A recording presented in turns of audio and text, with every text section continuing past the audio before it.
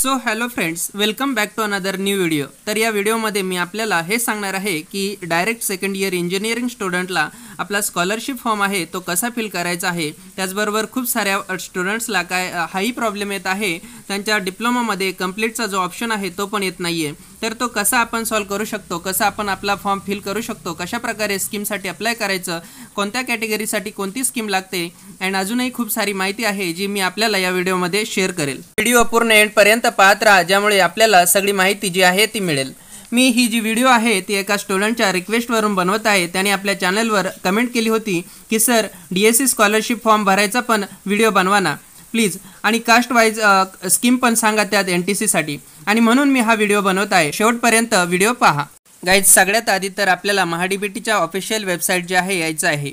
त्यांनी ज्यांनी डिप्लोमामध्ये आपला स्कॉलरशिप फॉर्म भरलेला असेल त्यांना डायरेक्ट त्यांच्याकडे युजर ID आणि पासवर्ड असेल तर लॉग इन करून जे आहे ते आपण इथे यायचं आहे। जर आपण पहिल्यांदा आपला स्कॉलरशिप फॉर्म फिल करत असाल तर पहिले न्यू ॲप्लिकंट म्हणून रजिस्टर करायचं आहे। तिथून लॉग इन ID आणि पासवर्ड जो आहे तो जनरेट करायचा आहे आणि लॉग इन करायचं आहे।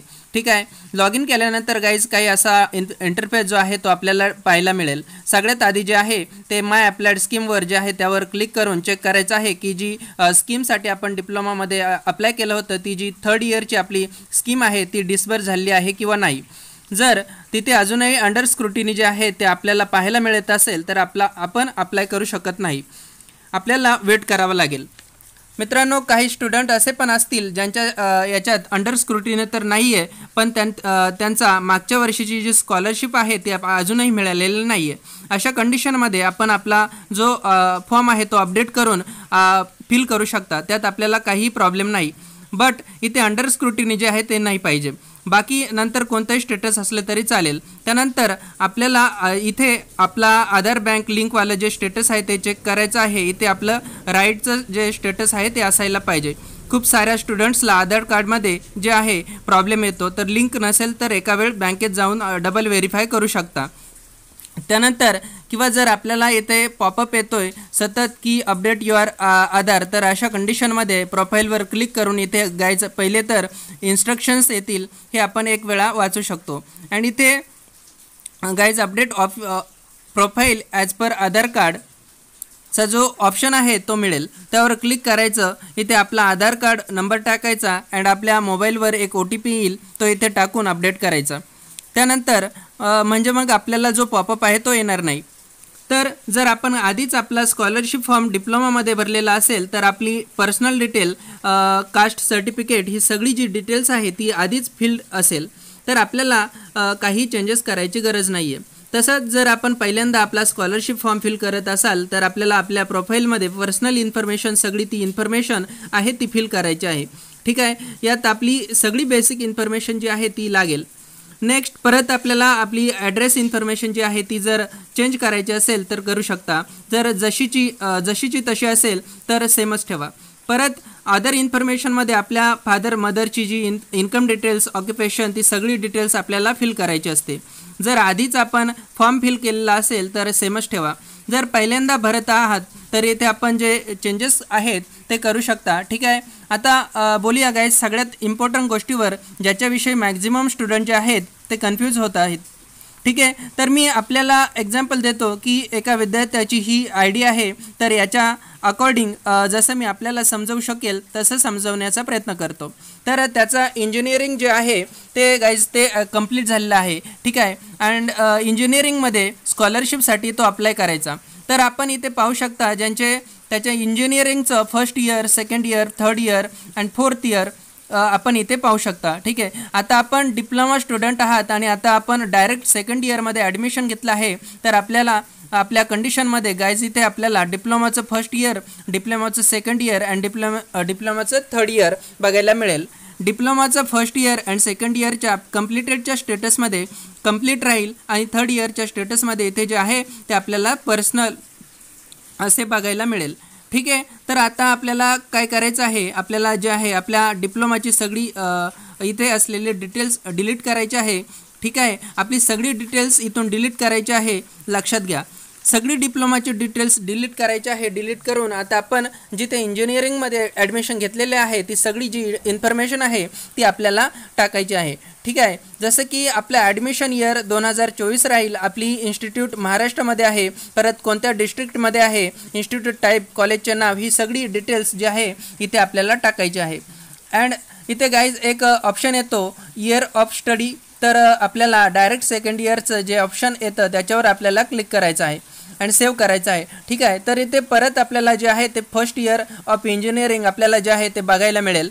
ठीक आहे, तर डिप्लोमाची जी सगळी डिटेल्स डिलीट करून इथे आपल्याला आपली इंजिनिअरिंगची जे डिटेल्स आहे ते टाकायची आहे। त्यानंतर गाईज डिप्लोमाची डिटेल्स आपण डिलीट केलेली होती, ते डिटेल्स जे आहे पास्ट क्वालिफिकेशनमध्ये टाकायचे आहे।